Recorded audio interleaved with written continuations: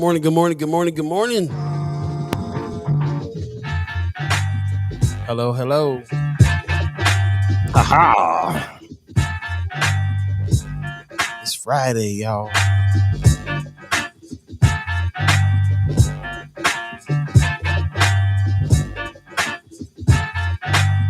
Wake up, get your body moving.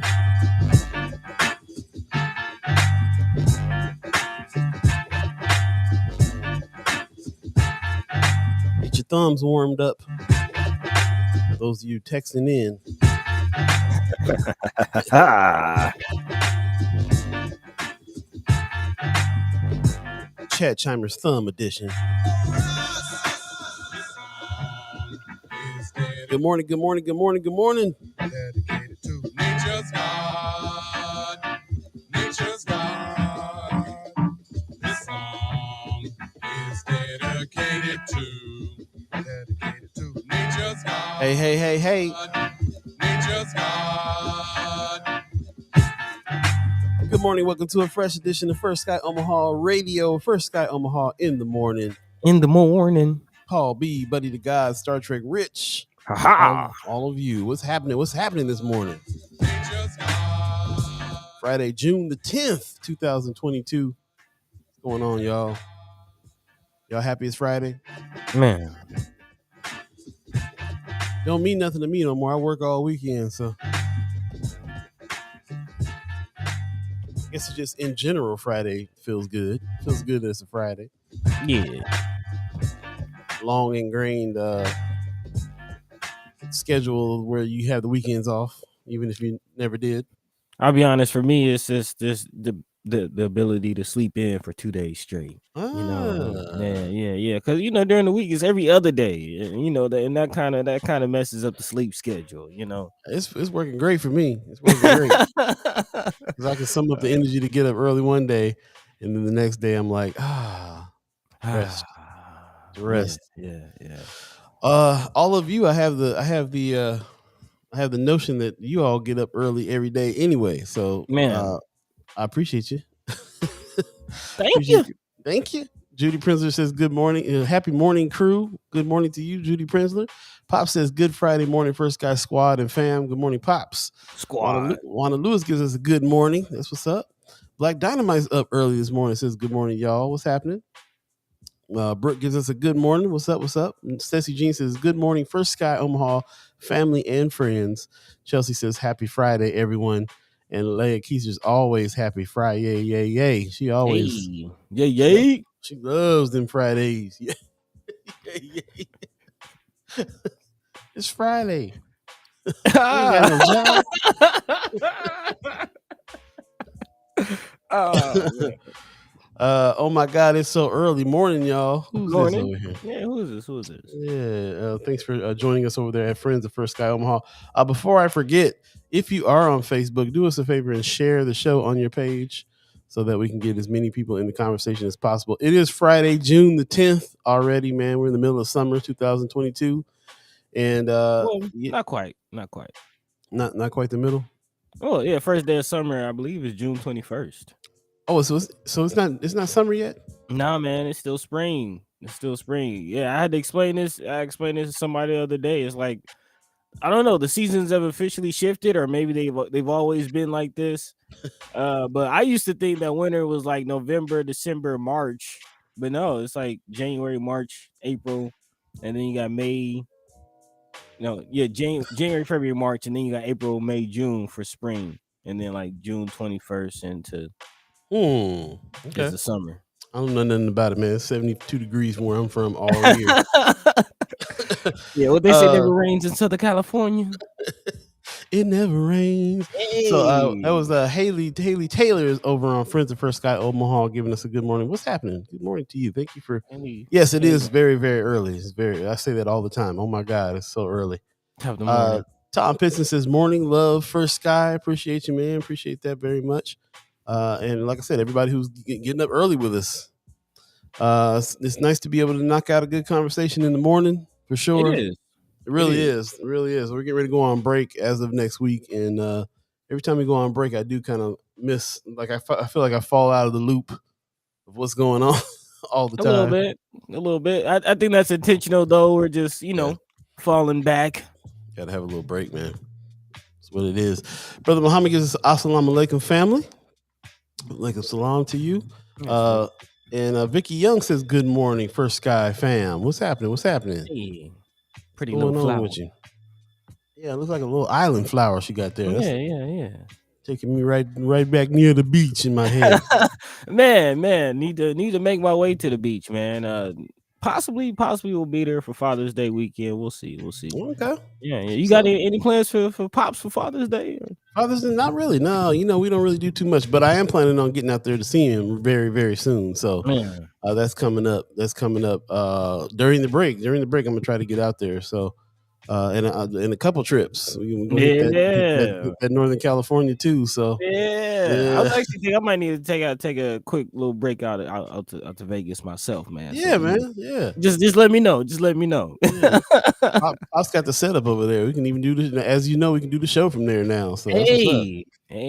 So yeah, man. Let us know what do you have planned for the summer. Of course, as we get closer to wrapping up this season, we will be diving into some of the events happening in this summer because there are a lot of things going on. The city opening back up, some new venues popping up.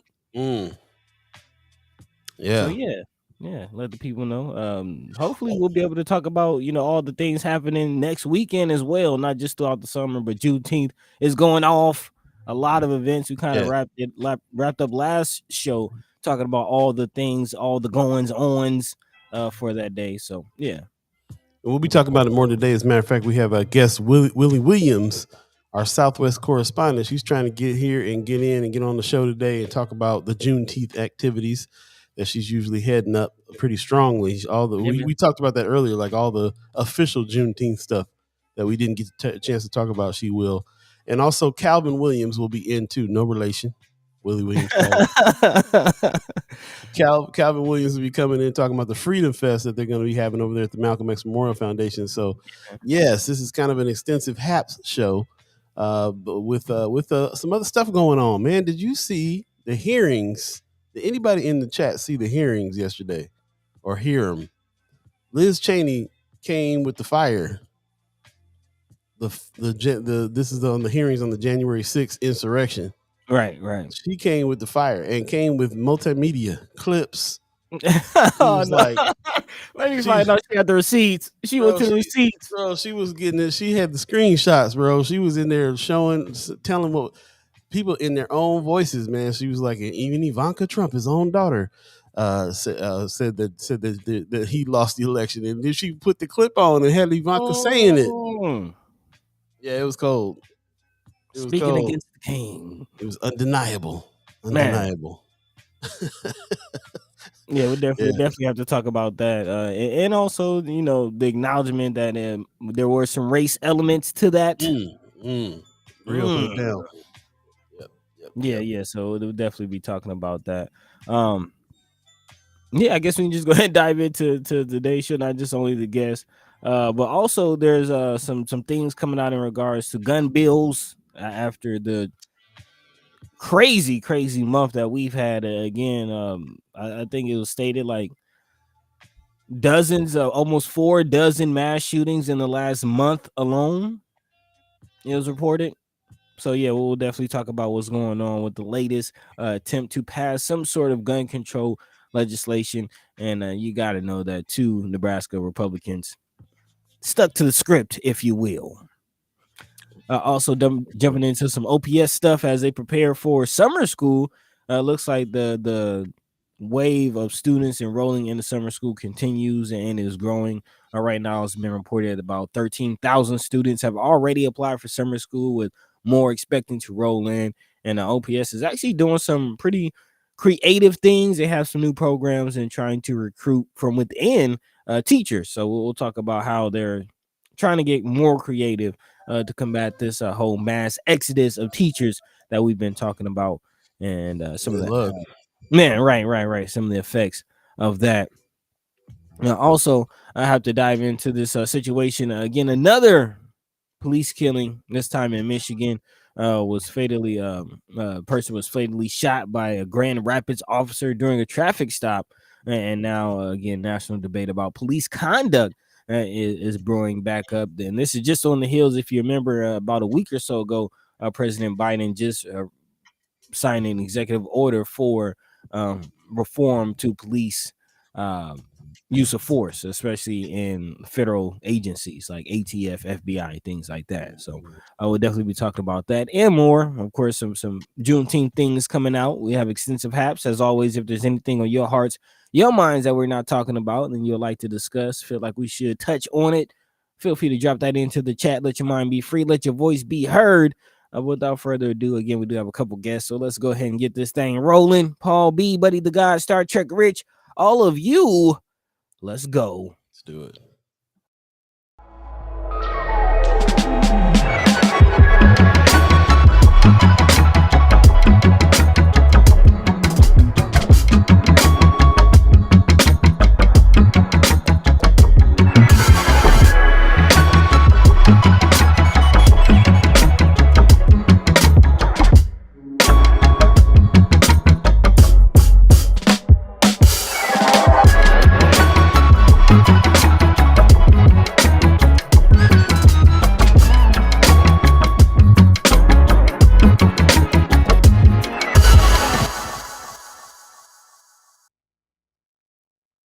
Good morning, good morning, good morning, good morning. Once again, you're listening to First Sky Omaha Radio, First Sky Omaha in the morning.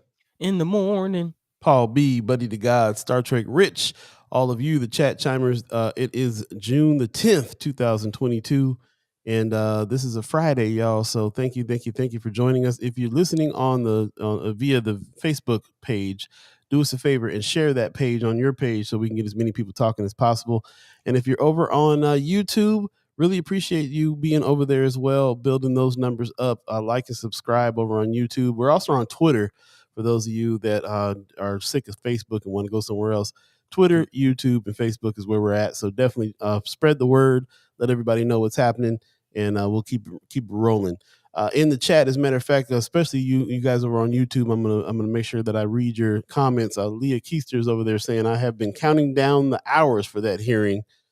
Definitely looking forward to it. I like how the chat chimers give us the preview of what it is they want to talk about today too. Von Chapman gives us a good morning. Liz Cheney, much respect. I'm trying to tell you, she came hard, bro. She put it down. I was very impressed.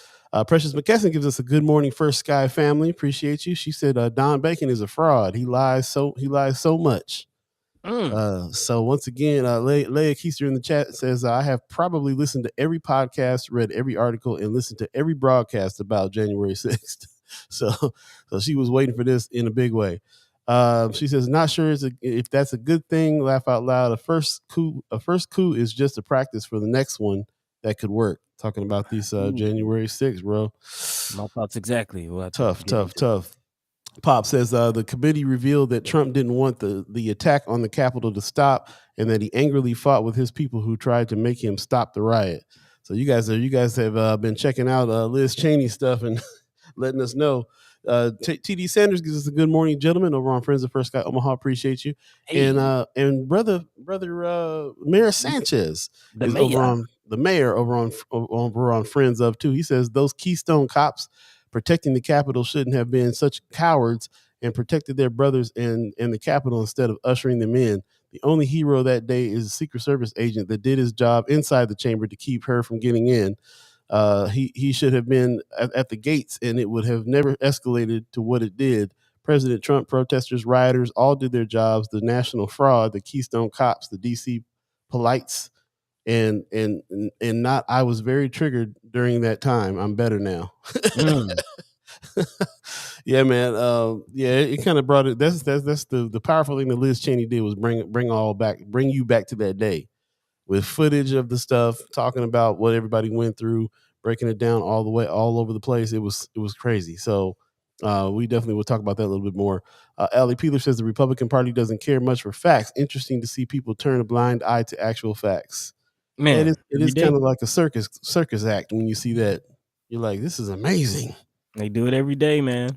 We got a good morning from Dulce Sherman. Good morning to you. Allie Peter says, morning, friends. Thank you for everybody that's jumped in and joined. Again, if you're on Facebook, please share the show. And let's get as many people talking as we can. And we do got a couple special guests, as we talked about a little bit earlier. Willie Williams will be in the house talking about Juneteenth, and Calvin Williams, no relation, will be in the house talking about the Freedom Festival. So good morning to you. TD Tanner says entertainment. That's what it is, man. It's entertainment. Man. It's crazy to see people dip and dodge questions and tell half truths and whole lies and everything else. You can dodge a question, you can dodge a ball.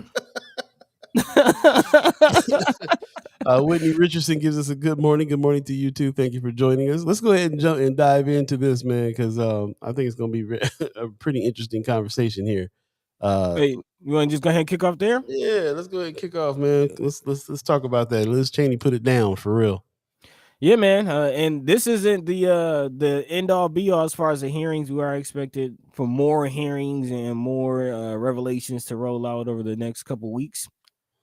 But the opening day was quite entertaining, to say the least. The committee transported the audience back to the January 6th with behind the scenes and up close video of what happened that day. Actually, there's been some unreleased footage that was shown during this, and also made a strong case that former President Donald Trump was the central character, as initially believed, with on-camera testimony from many of the people closest to him, as Paul mentioned, and even including his own daughter, Ivanka, who broke with him over his election lies, that the election was stolen. And again, you remember a lot of things were coming out from his inner circle. Even his niece wrote a whole tell-all book, if y'all remember that. So there's a lot to peel from. And of course, the center ideology or lie beyond this was the fact or the thought that the election was stolen. And of course it wasn't stolen,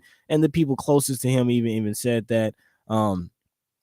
Also Liz Cheney, as Paul's been mentioning, who is the committee vice chair, said, "Tonight I say this to my Republican colleagues who are defending the indefensible." She says, there will come a day when Donald Trump is gone, but your dishonor will remain. Ooh, very cutting words. And again, a lot of was revealed during this hearing, one of which, of course, is not previously seen footage from police body cams of Capitol hallway and office footage, as well as police radio communications, kind of alluding to what Mayor Sanchez was just talking about, how the ball was dropped really on that day, and just how we all saw these people able to literally storm what was supposed to be one of the most secure buildings in the country, and police officers basically sitting inactive. And again, as Mayor Sanchez alluded to, Officer Dunn, who was an officer who was seen kind of trying to fight off these groups of rioters and protesters as they made their way throughout the chamber. He even mentioned not just going back to that day, not just looking at video, but every day he still works at the Capitol. And he says he talks about the pressures and the mental effect of going to work at what he calls every day, having to show up to work in the crime scene. And he says, I don't think a day has gone by to this day that I haven't thought about that day. I'm just waiting for the next ball to drop. So that is definitely one of the things being discussed in this hearing, is what can be done to make sure this never happens again, which I believe Leah Keister is kind of alluding to too. She says a first coup is just a practice for the next one that could work. So who all knows, maybe this was a practice, and they seen, okay, this is how DC police will respond, this is how much time, this is how many people they will send, so let's address it accordingly, because the Trump effect has not gone away. No, not at all.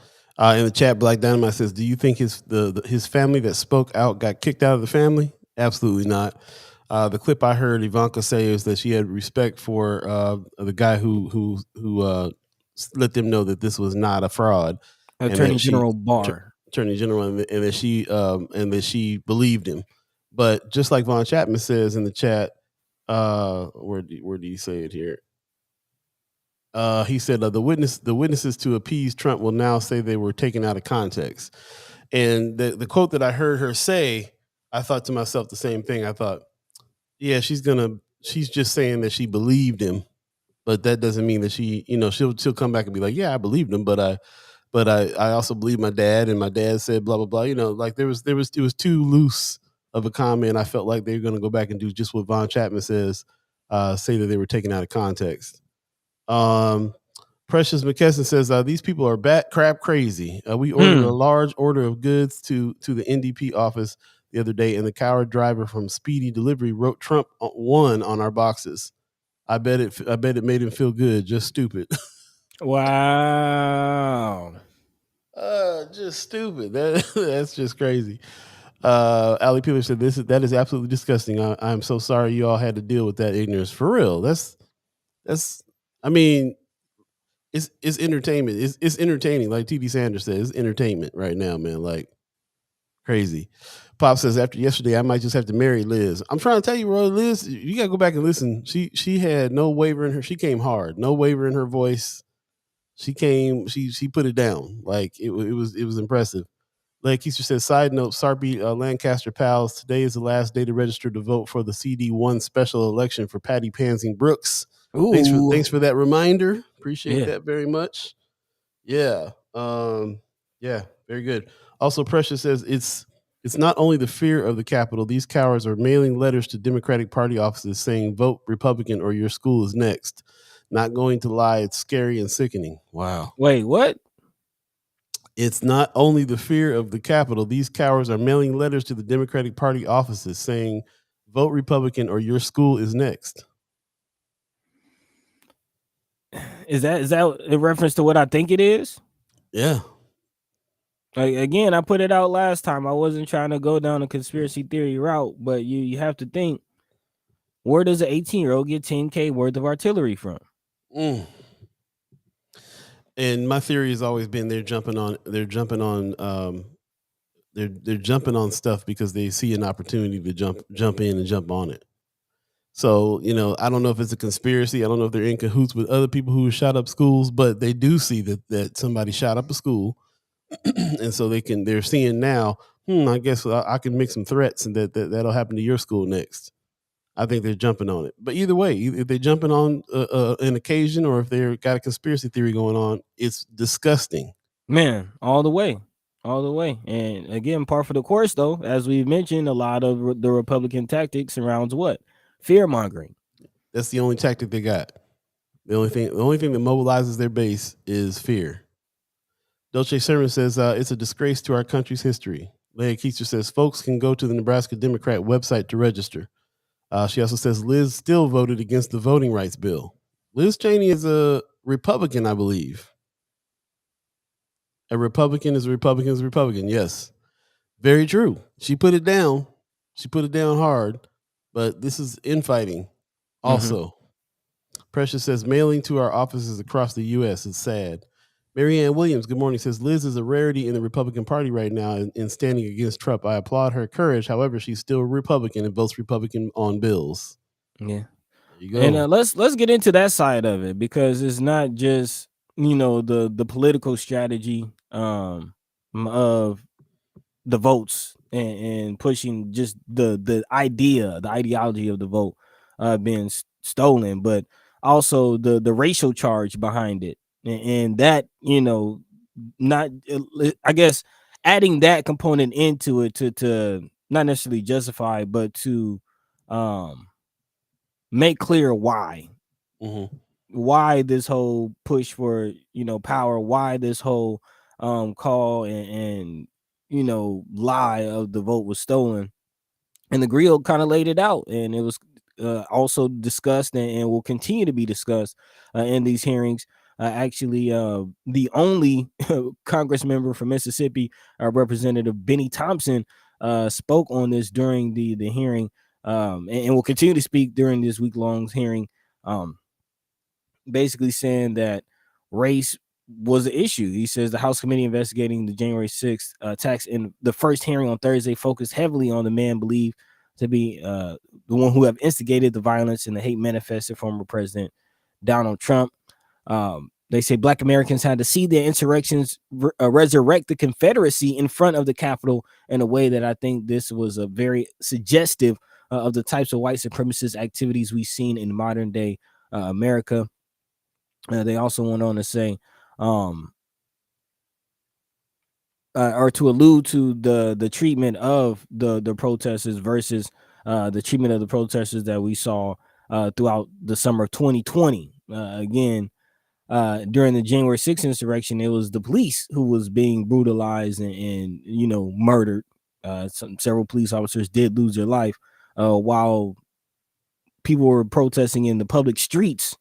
The protesters were the ones being murdered, and there's actually some conversation being had about the Washington football team. I guess now the Washington Commanders, their head coach Jack Del Rio made some statements earlier, kind of alluding to that comparison that were kind of incendiary, and there's going to be some conversation, some podcasts about that I'm looking forward to. But yeah, those comparisons are being drawn, and it's clear, how the insurrectionists were treated and some of the white supremacist regalia that was seen during that time. Yeah, shout out to the Griot for bringing that out and talking about that. I heard something the other day about the Proud Boys and those guys getting charged with some things because they kind of led that out. It's out there. It's definitely out there. Whitney Richardson in the chat says, "I wish Dems would get strategic and run ads about Republicans being the party of violence." I think that's genius. I think that's a genius strategy. If they put as many ads out as the Republicans do about CRT and other ridiculousness, and just put some truth out there about them being the party of violence, the ones that are using fear to mobilize their base, I think that message would go a long way. But here's the thing, though. The funny part is Republicans, they already beat the Democrats to it. Remember, the Republicans were putting out they were using footage from the events that happened during Trump's presidency to say that this is what will happen if Democrats, run the government. If Democrats run the government, you're going to have more riots. And but the whole stick was, this is footage of things that are happening under Trump. But they've already tried to flip it. They already tried to say Democrats, are the ones, is the party of violence. But that reminds me of the situation out in Seattle where they did all this. They did all this stuff with the laws. They legalized a bunch of stuff, and then the police all kicked back from everything. So they can say, oh, you want to see what happens when you defund the police? Well, this is what happens. And now they're going back saying there's so much chaos out in Seattle that the police are needed and the whole nine. It's just a real trip, man. Like how they take things and spin it. I wanted to make mention. I met Whitney. Whitney Richardson is a new chat chimer. I met her Monday, as a matter of fact. And yes, and very, very deep political ideas and things, and I think that we'll definitely have her on the show, and we'll talk about a few things. And so I really appreciate you coming in this morning and chiming in. Like I say, I think a strategic plan for the Democrats really is needed. You're absolutely right. And I love the fact that we have some a new person in that's keeping up with this stuff, and can very, very much comment on it. Mayor Sanchez says racial charge is why those clowns couldn't draw down and fire their weapons on people that look like themselves, their brothers, their cousins, friends. Hard to defend yourself against people who look like themselves. Yeah, I mean, among other things, I think. Right. Allie Peeler says, how traumatic, how incredibly sad and divisive. It makes me angry that this is the world that we are setting up for our children. Very, very much so. Yeah, very much. I'm going to go past this comment here. We'll go back to somebody named Rejoice Shimey Molly has. Go ahead. I read through. There's no need to go back. This okay. Looks like spam. Oh, did we get our first spam? Interesting. Yeah, yeah. It looks trolley. Okay. Well, it happens for sure. Whitney Richardson says facts. That's true. I can't even knock their strategy. And thank you, brother. This is amazing. Thank you. Really appreciate it. Yeah. Glad that you have joined us here. So yeah, this is to me. I'm really just thinking about how we think about the strategies that the Democratic Party needs. We say this all the time too. There needs to be a different kind of strategy that kind of wakes people up and faces things.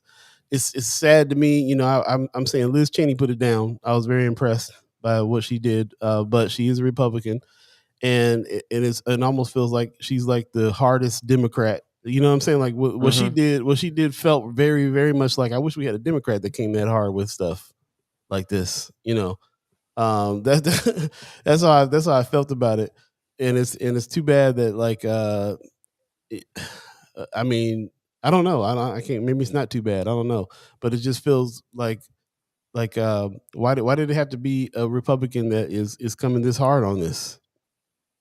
I mean, it's probably going to be effective that she is a Republican coming this hard on this, but it's like a glaring. It's like it just shows you what else is needed from other parties. It's crazy.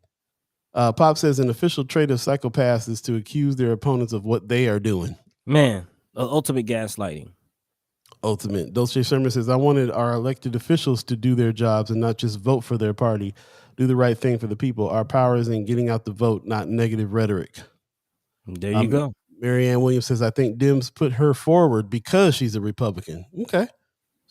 Maybe there's a little strategy there. Sounds good. Yeah, I mean, it definitely has a little more power in this instance for a Republican to be saying these things. Yeah. Ali Peeler says, and Liz is trailing hard in her re-election campaign. Maybe she feels like she has nothing to lose. Could be. Von Chapman says, just reading the comments on KETV last night speaks volumes about the electorate in Omaha. I regularly read comments on KETV so I can remember where I'm at. Man. Because those are some of the most racist things and crazy things I've ever read. And it reminds me what's surrounding me right now. And I read it regularly. I get into our own echo chamber here because we're here to talk to people who are of like mind so that we can find language together to battle things. But every once in a while, you got to step out and see what craziness is happening, unless you're somebody like Precious who's just getting it mailed to you all the time. Man. But yeah, that's how I go to KETV and look at them comments. I'm like, okay, yeah, thanks for the reminder where I'm at. I will say, man, protect Precious McKesson at all costs. It is actually dangerous to be a Democrat right now with some of the moves, not just politically. You know, we've talked about the petitions and some of those political moves, but just in general, man. If you remember, again, Gretchen Whitmer, the governor of Michigan, was almost kidnapped. Right. So yeah, you're absolutely right about that. There's been some real plots out there, and now she's getting like the fact that they're getting threats, people writing Trump on mail is heating back up, man. I mean, I think it's always been going on. Right. Precious said that's not true. She's not the only one coming hard. She's the one getting the media attention. Don't fall for it. There you go. There you go. That's why we need Precious around. Precious, let us know who else is coming hard, and we'll be the media that talks about that person. There you go. As well. Marianne Williams says people in the Republican Party will listen to a Republican and completely ignore a Dem. So that's what I'm thinking. Like it, these things coming from a Democrat just sounds like bipartisan attack. But if it's from a Republican, it's like she's one of us. Yeah, I don't know, man. I don't know. We'll see. Just to let people know right now, if you're keeping track of time, it's 7:34 right now in Omaha, Nebraska. If you believe in the concept of time, you're listening to First Sky Omaha Radio. First Sky Omaha in the morning. Paul Beeee, Buddi3 Da Gawd, Star Trek Rich. We are expecting some special guests to come in. Miss Willie Williams will be in, and also a little later on, Calvin Williams. And so we'll continue the conversation until we get our guests in. Jumping back in the chat real quick, Christy Norris says, folks have to be a part of the solution. Dems must vote. Dems need to knock doors. We have to be more proactive and less reactive. Republicans have more money and are way more organized. Yeah, I think that's all. I think we can all agree on those statements. Brother Mayor Sanchez says there is nothing Democrats to do. There is nothing Democrats can do to sway Republicans. They watched last night debunking, supporting, and excusing what happened that day. Who did? The Republicans? That is a good point. In this article, kind of laying out some of the takeaways from the hearing yesterday, one of their biggest takeaways, or what they say one of the biggest problems, it says continues to be people not operating from or believing in a shared set of facts. They said if you watch their hearing with a split screen between Fox News and everyone else, it was eye-opening. Again, we sort of talked about how some of these white supremacists, how some of these, groups, how some of these Fox News fans kind of keep themselves in a bubble, and not really acknowledging or even coming across true facts and true reason and logic. They're just stuck in this bubble, and whether it's the friends that they select to be around in their work environment, or the Fox News reports that they watch, or some of the algorithm articles that they read, and the things that pop up in their social media based on the people that they are around, based on the news that they watch, and then that leads to them being in forums, which kind of it what is the word where you get like you get emboldened, or you kind of get justification of what it is that you already believe by people who already believe what it is that you believe, not necessarily making it true. It's just you found your tribe, so you believe, hey, if these other people believe what I believe, then it must be true. They're right. Yeah, it must exactly be true. Right. And everybody else is tripping. And it becomes, as Ellie Peeler says, an echo chamber. You get in your own bubble, and again, it makes me think about that too, because like this, when we started this show, we started kind of from a news angle, from a morning show news angle, where we were from a broadcasting from a nonprofit, where we were a lot more balanced with what it is that we were trying to do and say. We've moved to this discussion so that we can kind of break out and say what we want to say. Right. And then so this thing kind of turned into what I call echo chamber. I've embraced the fact that what we're doing is reaching out to people of like mind, so that we can discuss these things, embolden each other, and find language with each other in order to battle outside of this place. So it makes me think about that a lot. I'm like, these people look absolutely crazy to me, but that's because we're all talking about it the way that we talk about it. And I have a feeling that that's what's happening on the other side, in the other echo chambers.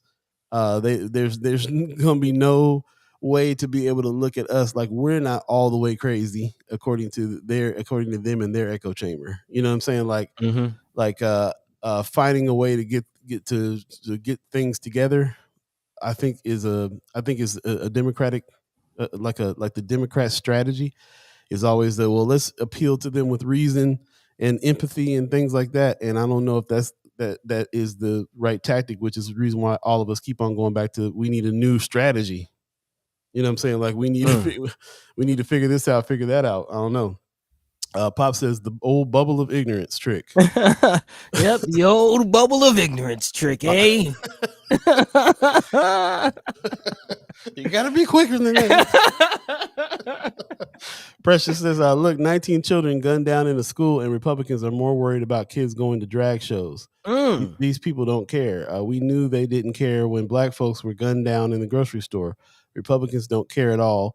They wanted to pass a bill as soon as some idiot goes to a justice house and threatens his life to a justice's house and threatens his life. Republicans do not care about communities of color. There you go. Marianne Williams says, I think there is a definite shift since January 6th. Okay. It's not obvious until you see how many Trump supported candidates lost their primary elections, like Herbster, even though many of the winning candidates are extremists too. I think it's a good point. The fact that Liz Cheney is up there speaking like she's speaking about another Republican, you don't hear it much, which is the reason why it's striking us so hard now. You don't hear it. We're seeing, when we see this infighting going on, that's outside of the tactics that we were used to Republicans doing. They usually are down for each other no matter what. And if they are infighting, they're doing it behind closed doors. But there's not a whole lot out in public. You know, we've been talking about this fact that they were talking about a Republican split for a long time now, for a few years. The party splitting because of Trump. Honestly, though, I kind of look at that as that might not necessarily be a good thing, because again, that doesn't, even though they're emboldened right now. They are emboldened, they are inspired, and they feel like now is kind of their time. And even if, some of the Trump supporters and some of these extremists are losing their primary elections, that almost leads me to believe it's like, okay, if the political route doesn't work for them, what other measures will they turn to? And it's just a thought. It's just a thought. I'm not, I don't know if there are any plans out there, but I mean, you saw what happened when they thought that, the election was being stolen. What they gonna do next? It's not like they're going away just because they're losing. Very true. Let's go to a break for 7:40 right now. If you believe in the concept of time, First Sky Omaha Radio, First Sky Omaha in the morning. In the morning. Paul B, Buddi3 Da Gawd, Star Trek Rich, all of you. Thanks for chiming into the chat heavy this morning. I'm glad we picked this subject to jump into. We'll be right back. Stay tuned. Don't you go nowhere.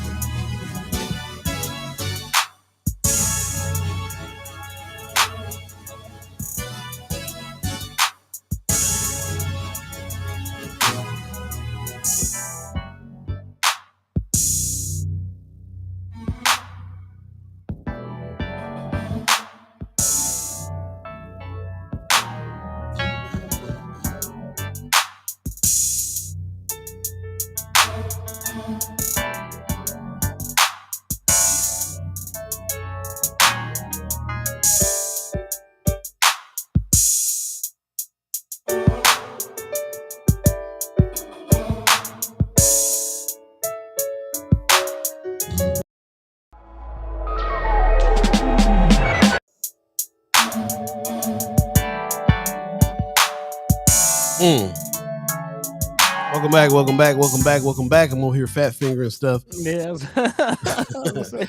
Thanks for joining us. First Sky Omaha Radio, First Sky Omaha in the morning. In the morning. Paul B, Buddi3 Da Gawd, Star Trek Rich, all of you, the chat chimers, everybody's really going in for sure. Man, on chatty. the chat. Real yeah, chatty. man. Say it again. Real chatty, real chimey all the way. I like that. Real chatty, real chimey. That's what's up. So a little earlier in the chat, just wanted to bring out a couple little things. Marianne Williams says Democrats should focus on solutions and promoting solutions, period. Precious jumped back and said everyone has ideas of what the Democrats should be doing. And I invite you all to assist if you can. My email and phone number is always open. She dropped her stuff in there. So there you go. Definitely hit her. Say again. Reach out. Yeah, please do.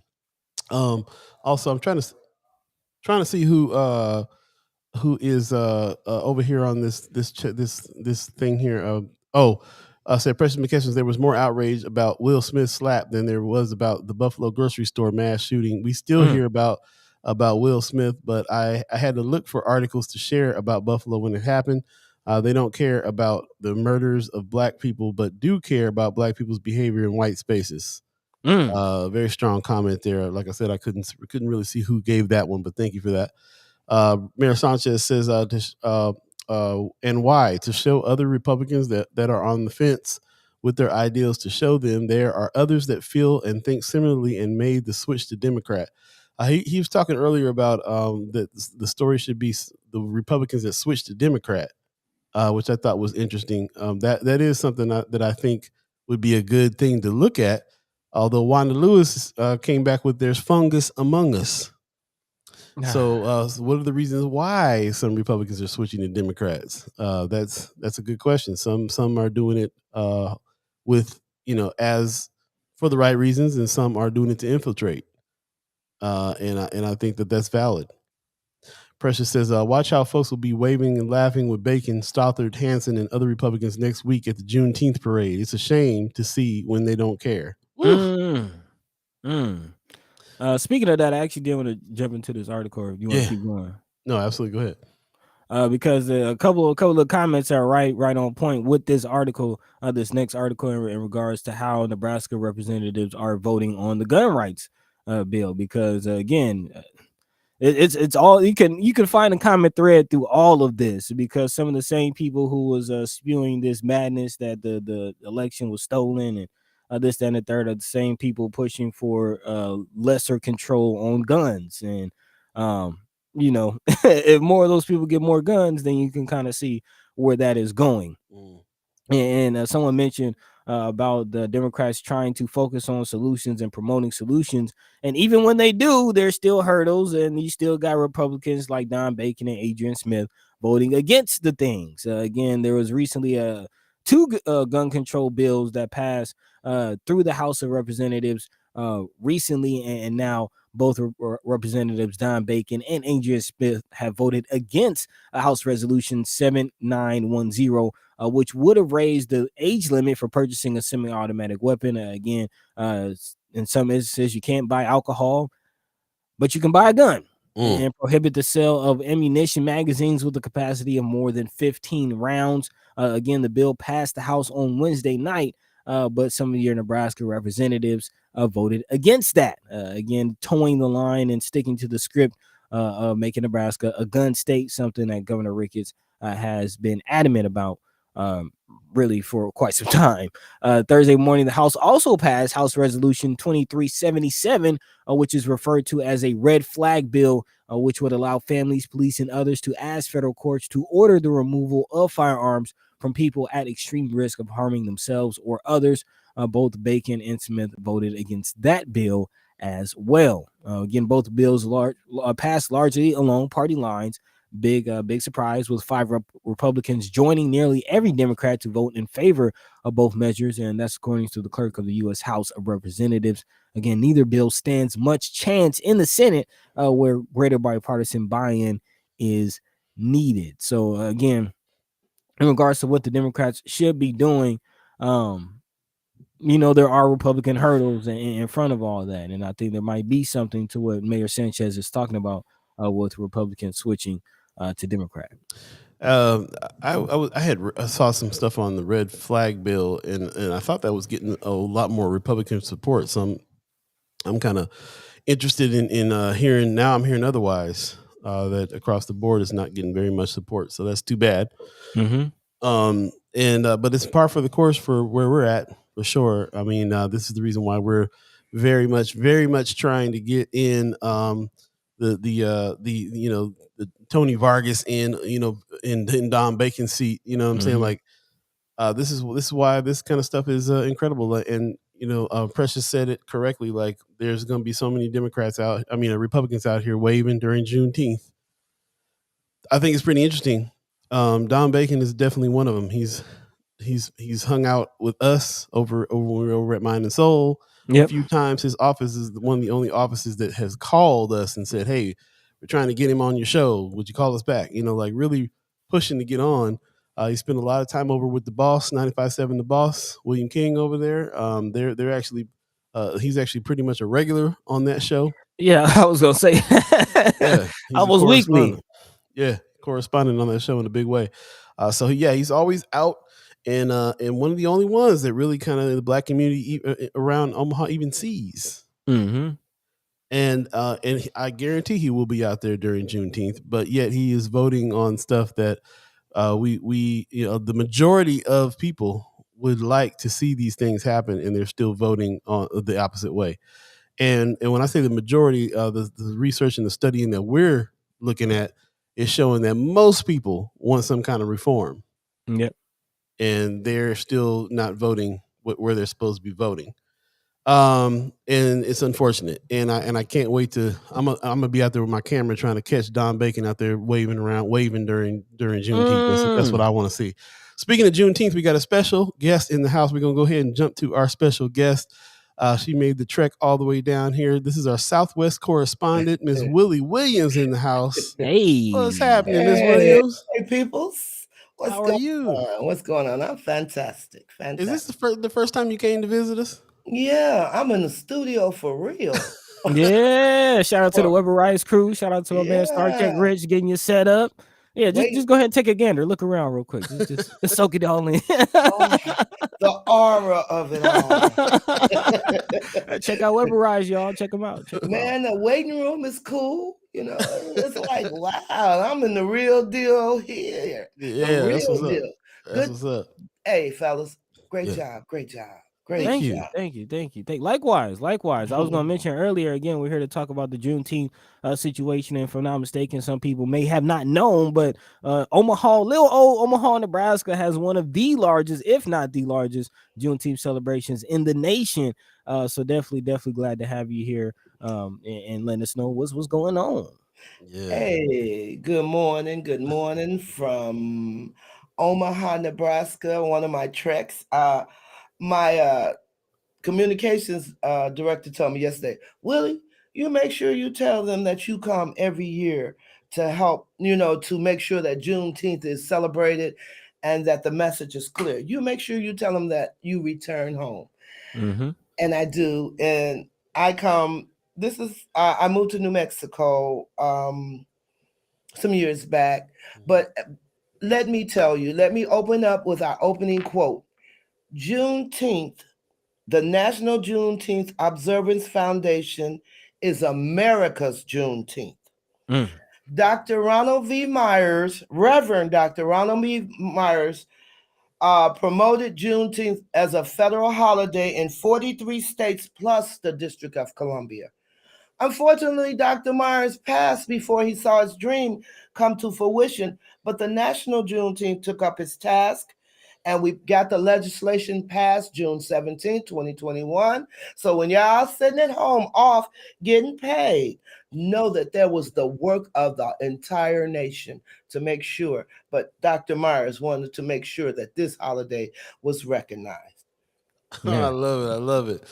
You've been right there in the middle of it. We appreciate all your work for sure. Oh, man. It's been a journey here in Omaha. We started with the first years ago. It's documented that we had we started with a week-long celebration. We were the only state that had a week-long celebration. Omaha was very receptive, parts of Omaha, it took some time, but what I would like to say is Juneteenth is a unifier. We're here to bring everybody together. There's no certain way or certain there with the national is, but to celebrate, this is all of our holiday. Could you imagine how Galveston looked that day when it was announced that there was no more slavery in the United States, especially Texas? There were a lot of people. Our theme this year is the U.S. Colored Troops, Juneteenth Fathers of Freedom. Let me give you a little history on the narrative. When Juneteenth was made a national holiday, there was zero narrative. The National Juneteenth Observance Foundation gets to set the narrative for how the holiday should be celebrated and the story. So we have people, historians, people all over the country gathering this story. The story is amazing. It seems like when Lieutenant Granger was traveling through Galveston, he was on his way to France to deal with Maximilian. But as you know, Galveston is surrounded in water. So he was on the ship, and we're not sure if he came off the ship. We're not sure exactly what happened, but there were 2,500 to 3,000 U.S. colored troops marching through Galveston that day. People were excited and shouting and just celebrating because this is the first time these slaves had seen Black men in uniform with their heads held high. And, I hate to say it with the gun problem going on in the country, but they had guns. Could you imagine being a slave and you see someone of your color, of your ancestry, your culture, marching in a uniform, sparkly with silver buttons and everything, with their heads held as, hey, we are free. And they would tell them, you are free, you are free, you are free. And they were just partying. Wow. We don't say partying. Let's use the word celebrating. So it's celebrating a much better word. Yeah. Yes. It was partying too. They was partying. Oh too. yeah. There's some partying going, but it was a celebration. Back. Hey, we free. What we supposed to do? Hey, and the U.S. colored troops got with General Granger and said, hey, these people here are free. So we have to get a word out to them. You have to get it out that there is no more slavery. 2 years ago, slavery was over. And yeah. Most I'll tell you the story how we mixed the races, because Texas was the only state with slavery. So what do you think people were doing? They were bringing their people. They were bringing their slaves there and bringing different people there. So what do you think happened to the races? For real, let's think about that. And back to the story. So, General Granger, General Order Number 3 was drawn up, and it was read on the grounds of the U.S. Colored Church, which is now Reedy Memorial Chapel in Galveston, Texas. The Black church is what got the message out. The General Order Number 3 was posted on every church in that area, in that town, to let people know that, hey, slavery is over. All people are free. So that's the new narrative, and we're working on it. We have so many people across the country. You can go into just about every state. There is a Juneteenth state director. We're in the process of getting revamping. And after this Juneteenth celebration, we want the country to know that our next focus, our next goal, we will be moving toward education as a Juneteenth nation. Ooh, I like that. It did rhyme, didn't it? Good luck with that. You got skill. You got bars. You know what you're doing. Just don't let me sing, okay? Don't let me. Yes, sir. Ms. Williams, let me ask you. So, is this all centered around Galveston, Texas, where these people that have been enslaved didn't know that they were free for like 2 years. How did Omaha, Nebraska end up being the biggest week-long celebration, even more than Galveston, Texas should have? To me, it seems like Texas should have the biggest celebration. How did Omaha, Nebraska end up being that? A wrong phone number. What? Really? A wrong phone number. I'm so glad I asked this question. Yeah. Please do tell. I had just moved to Omaha, and this lady named Melita Hill, bless her heart, she was looking for someone, and she got me on the phone, and we started talking.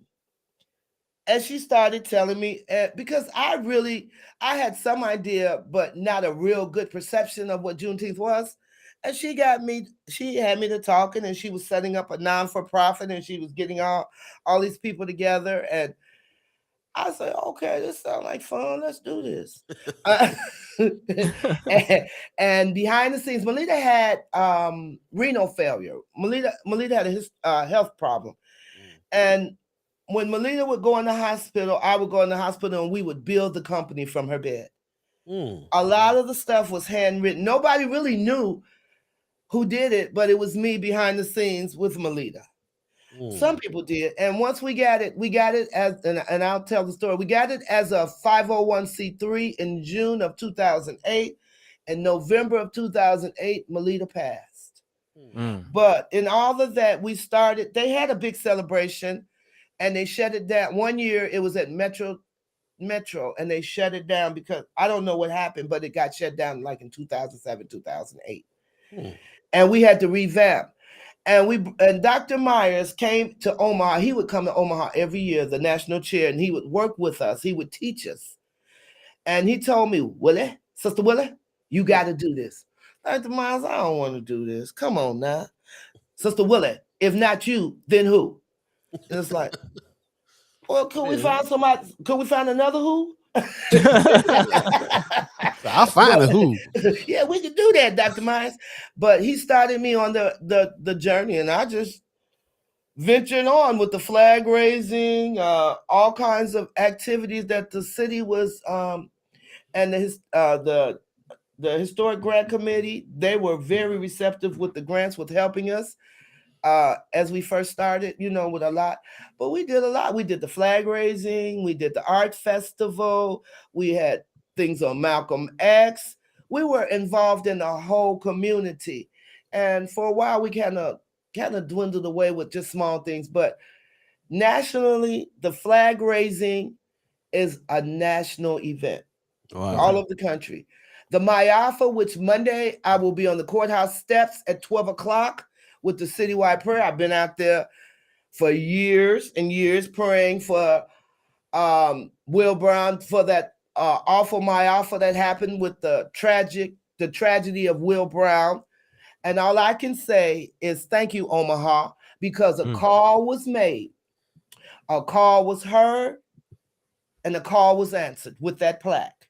So it took a combination of what we said, and that's how movement was made. That movement for not Mike Brown, Jesus, for Will Brown, we appreciate it. And that plaque goes all over the country by itself, representing Omaha and the Juneteenth Nation. There you go. Right. Let me interrupt you real quick. Precious McKesson is in the chat. First of all, thanking you for your dedication. Thank you. And also Precious says, can we bring back the Juneteenth pancake feed? Oh yeah, I thought you all didn't want it. It was that I created. A friend of mine, Dr. Wakefield, and I created it. We took the pancake feed out. Well, after with the about 19 with the COVID and stuff, but everybody's been asking for the free father of the pancake breakfast.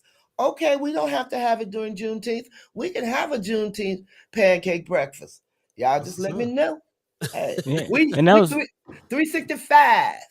Hey, that's what I'm talking about. And that was kind of my question as far as just the events and what will be coming back. I know you said the flag raising is something that's national, so of course we'll be having that. I know there's a lot of talk about the parade, but what other official Juneteenth national events will be taking place?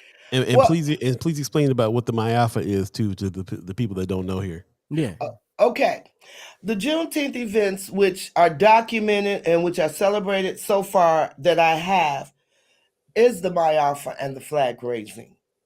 That's the only one we've been doing. The Alpha is the word is a Swahili word for terrible occurrence. Omaha, Nebraska had in the summer, I believe it was the red summer of 1919 when all of this occurred.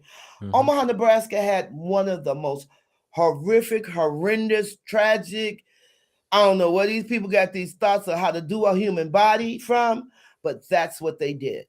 What happened was Will Brown, he was a factory worker, and Agnes Lobeck told her, I believe it was her husband, that Will Brown had inappropriate looked at her or whistled or some inappropriate thing that black people were not supposed to do to white people here in Nebraska, Omaha, in 1919. So at 2:00, it started.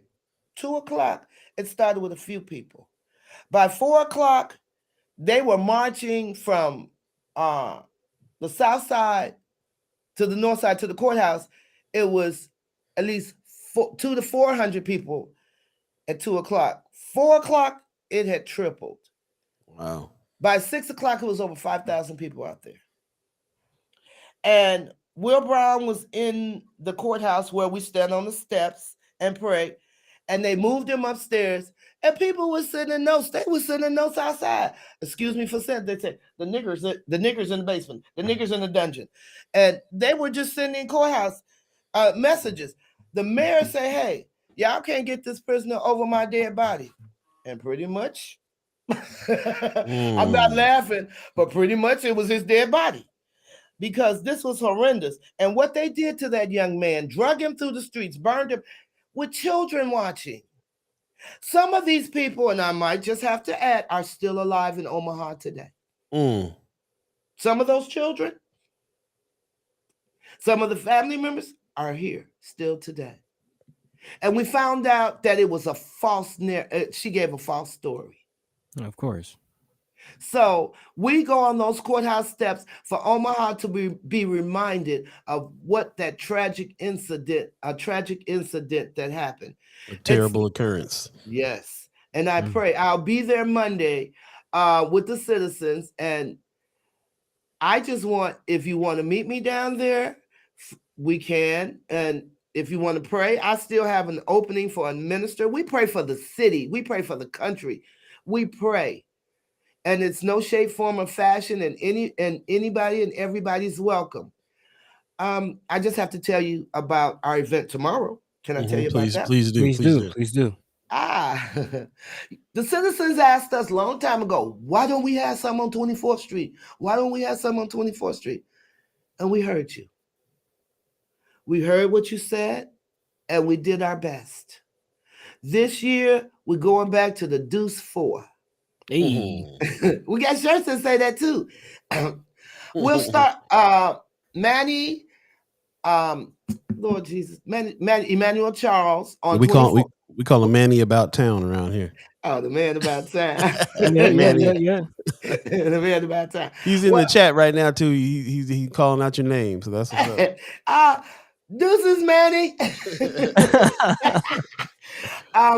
We will be at the Fabric Lab all day. Okay. They start with a walk at 8 a.m. It's called the Girls Trek. It's similar to the 2.5 mile. I told Manny 2.5 mile that Oprah Lee walked across the country. So that's a good thing.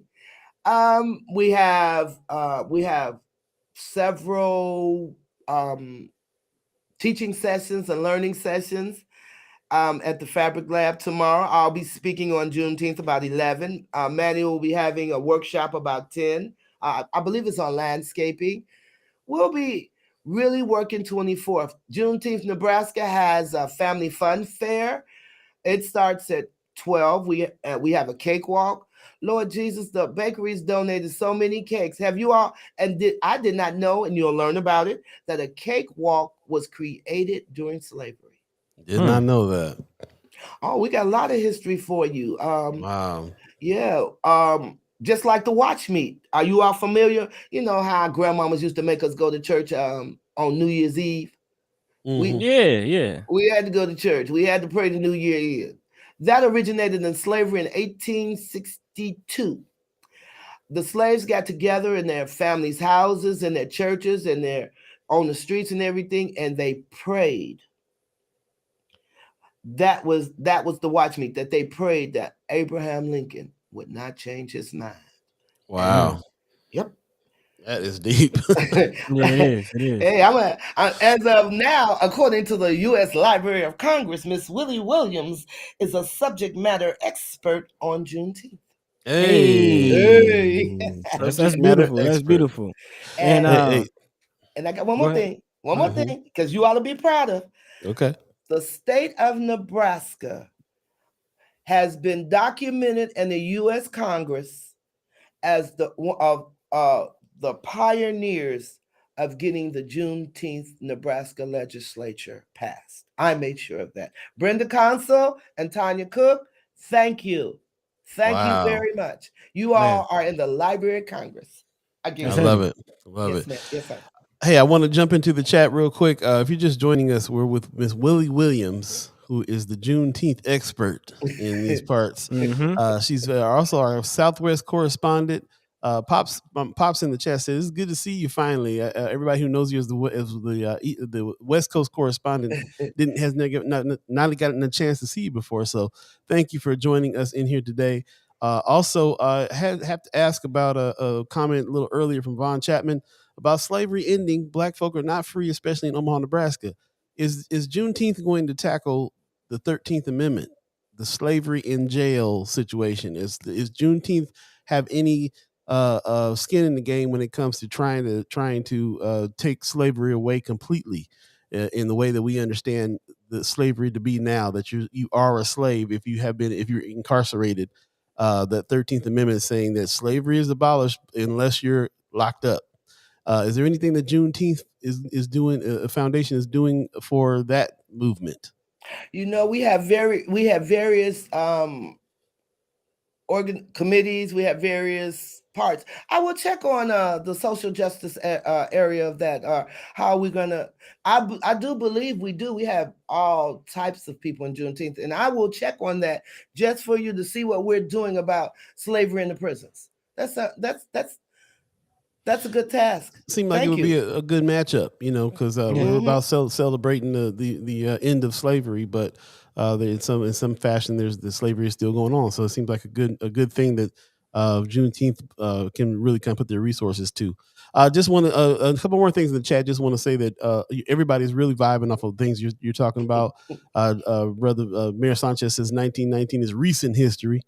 He says, I believe there's a plaque dedicated to Mr. Brown at the courthouse. Yes, Mayor Sanchez, Willie Williams and them has something to do with getting that plaque down there as well at the courthouse. And so, yes, when I got introduced with what you were doing down there with the Myafra a few years back, there was a group of people that went with you to go down there and pray.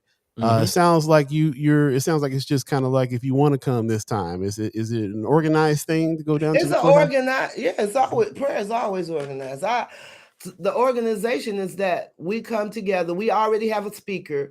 I just allow other people. We just get down there and we pray at 12 o'clock. It's always. You're more than welcome. It is a program, but this year we kind of, like you say, kind of lax. But there's some things that need to be said that will be said down there, and we have to stand with our citizens. We have to stand with our education system, and all we want to do is bring things together, bring them together, and find a way to work things out. The education system really needs some help. Whew, you know, long way. Yeah, we'll be getting into some of that a little later on. Oh, let me get out of that. No, you're good. You're setting it up for us, so we appreciate that. As an educator, I found if they can't learn the way you teach, then teach the way that they can learn. There you go. That was my motto in the classroom. So right now I'm a street educator on Black history. Hey, I'm out there. You ask me a question. If I know it, I'm gonna tell you. But I will be teaching Juneteenth 101 tomorrow with the man on the streets. the Manny about town. Manny about town. A great person to know. One more question on this walk with Girl Trek Omaha. Are boys and men allowed to come on this thing? How come we not featured here with this walk right here? Manny walking with them. Manny come. So everybody's invited. I just volunteered here, but Manny will probably be out there. He's a biker and a walker for sure on that trail. So smiling. I'm sure. Smiling. He says everyone is welcome. Okay, thank you, Manny. But we have the Family Arts Festival. I have a 50-50 raffle going on tomorrow. I'm selling raffle tickets. And this is just something I'm doing. Whatever I sell at about 3 o'clock, half of the money will go to whoever's name we pull. And I got a whole roll of raffle tickets. So that's what I'll be doing with the cakewalk, with the children's books, with everything. Juneteenth is about celebration. And we're taking it back to the deuce foe. Hey. There you go. We're going to end on that. We really appreciate you coming out here. A lot of people in the chat said they didn't even know about Juneteenth until they got to Omaha. And Katie L just says, thank you, Willie. I'm grateful to learn from you. So I'm so glad that you made it down here and came on with us. This has been a real treat. We've been wanting to have you on and talk about Juneteenth for years now. So we finally got you. We really appreciate it. I just want the whole city to celebrate, go to the concert, go to the Joy Fest, go to the skate party, we got the largest celebration in the country. Where can we find all this info? Where can we find the information on all the events? I don't know. No. Okay. Just playing. I'll send you something. We have a calendar. There are various calendars out now. You know what I'm gonna do today? I'm gonna see if I can gather what's going on and just put it on my page or just send it to people because there's a lot going on. Yeah, a lot. We even have a Father's Day brunch. We got a skate party with the 25th. For children at the I can't pronounce it, but the Old Hope Skate, we have a skate party there, and Father's Day at the Elks Lodge on Lake Street. The Elks is doing something. Yeah. I think it's having a free Father's Day brunch. Juneteenth, Nebraska. We're sponsoring a whole Father's Day brunch. Oh, at I'm the going Elks. to that. The My Elks is pops has the been a part of that a couple years. You told me about that. Yeah, it's show up, man. Show up and show out. Support. The Elks gets down. That's the secret. That's the secret spot right there. I'm gonna hit the And you- Elks hard. And you know it. They good people. Yeah, man. That's real. Hey, Yeah. thank you so much for coming in. We will definitely see you around town. I'm glad you got this stuff going on. We've been posting about all kinds of Juneteenth activities, but not any of the official ones. And so this is the reason why we really want you on. Send us that calendar as soon as you can, and we'll put that in Friends of First Sky Omaha so everybody can check it out for sure. One more thing. Yep. Got it. We did the Juneteenth flag raising June 4th at the library. Oh, okay. The flag is hanging up. You'll see it. It's the American flag, the Nebraska flag, and the Juneteenth flag. For the last 10 to 12 years, that flag has flown over the city of Omaha for 30 days. And it flies.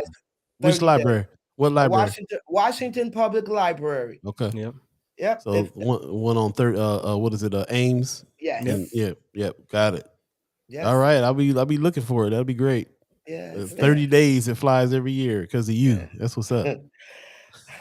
Because of God, I just have to say. There you go. There you go. Because the man upstairs. Yeah. Thank you all for having me. It's been a pleasure. I got up at 6 o'clock and it's like, man, I'm ready to go now. Let's go to 24th Street. Let's do something. It's Juneteenth. That's how we're supposed to feel. Freedom. Let's have a blast. And God bless you. And taking it back to the deuce. That's what's up. And there you go.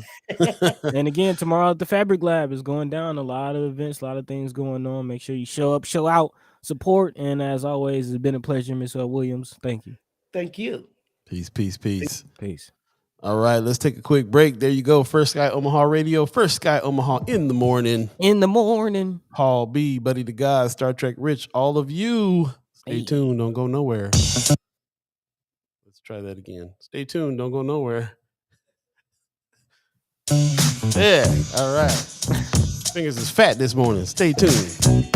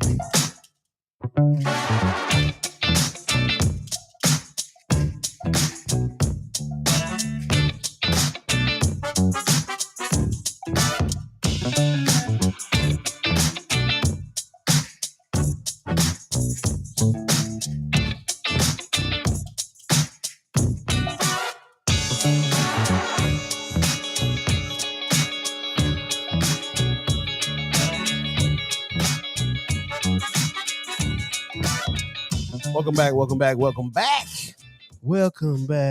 Hey. Going down. First Sky Omaha Radio. First Sky Omaha in the morning. Paul B, Buddi3 Da Gawd, Star Trek Rich. Man, what a visit, man. I'm so happy to hear from Miss Willie Williams. That's what's up. I was looking forward to that, and I'm glad it went down today. That's what's going on, man. That's what's up, Mayor Sanchez. I love the energy. Put some pep in my step. I heard that. Me too. Yeah, Me too. got us charged. Man. Infectious energy, to say the least. It's a celebration. That's man. It's supposed to be. Yeah. So thank you again, Miss Willie Williams, for coming through, and thanks for Michelle Trosclair hooking that up from behind the scenes as well. 8:18 right now. If you believe in the concept of time, and once again, you're with us here, a fresh edition of First Sky Omaha in the morning. Paul B, Buddi3 Da Gawd, Star Trek Rich. Faked you out on that one a little bit. Yeah. You got me. We got a special guest coming in, but before we get to the special guest, let's go ahead and talk a little. Well, no, I'm not ready for that yet. Or am I? Let's see. I am. Starfleet Daily Meditation today. It's going down. What Buddy calls the Trekkie Words of Wisdom, brought to you by Weberized.com for sure. This is a new one. I'm not going to abandon the things that made me what I am because of a future that contains an ending I hadn't foreseen for myself. Interesting. Christopher Pike, which is a character on the brand new Star Trek stuff going on called Strange New Worlds. He's an old character from the original, but they got him featured now on a new series called Strange New Worlds. So he's kind of a new cat, and this is from a dude who has seen his future and is still trying to figure his life out, which I think is a very interesting plot point. So with that said, he says, I'm not going to abandon the things that made me what I am because of a future that contains an ending I hadn't foreseen for myself. I think that's pretty interesting. Take that how you will, I guess. Yeah. I was gonna say I might have to marinate on that one. Yeah, very interesting. But that's what that's there for. Your daily meditation. Starfleet daily meditation is happening right now. It's Trekkie Words of Wisdom. So there you go. And thanks for joining us and coming back with us and hanging with us this whole show. Share the show, and if you're on Facebook, share the show. If you're on YouTube, I don't know if you can share the show on YouTube, but like and subscribe and do all that stuff you know how to do on YouTube as well. If you're on YouTube, we appreciate it. I think you can share the link. You can share the link or something? Yeah, I think so. Yeah. Cool. Pop says, yeah, he was on the very first Star Trek. Yep. Okay. Yep. So he's an early character that they brought back, and Strange New Worlds is going now. Very interesting stuff. Mayor Sanchez says, every decision I made has had me to this place right here, right now. Yeah, same kind of feeling I'm getting from the Trekkie Words of Wisdom. Like, gotta think about where you come from and what's happening, and if somebody else has a ending for you, has a something that they want to put on you for your story that you haven't pictured for yourself, still got to do what you got to do. Like you said, might be one to marinate on for sure, but that's Definitely. what it is. Definitely. Von Chapman says, you're not free if rent is too high and unaffordable or unaffordable, and home ownership is so controlled to be out of reach. That's right. A lot of ways you ain't free for sure. Man. Yep. So anyways, go ahead. Are you about to toss up the next guest? No, not quite yet. I was gonna I was just gonna say let's jump into the next topic real quick. Right. Yeah, we are on the same page because it's talking right about that. Brother Von Chapman asking, are we really free? Are we really free? And that's the same question that's asked in this Omaha World Herald article. Looking at is the headline reads, Beyond Juneteenth, breaking the chains to access capital and achieve real freedom. And that's something that I kind of wanted to get into, which I'm glad I think Brother Von Chapman asked Miss Willie Williams about, in regards to, again, acknowledging the past and acknowledging the present as far as some of the events going on, but also what does it mean about the future of racism? What does it mean about the future of the things that we're still dealing with?